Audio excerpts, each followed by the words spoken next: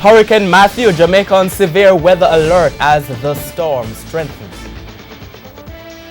Good evening and thanks for joining us for Primetime News. A special welcome to viewers on OneSpotMedia.com. I'm Archibald Gordon. And I'm Doreen Samuels. This evening, the Jamaica House meeting on Hurricane Matthew. Police make gun find in St. James, plus the latest on crime out west.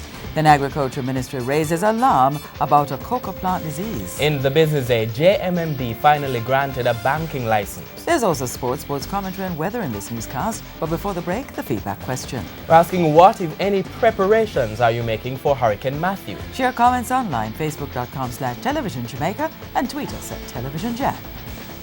Stay with us. Primetime News returns right after these messages.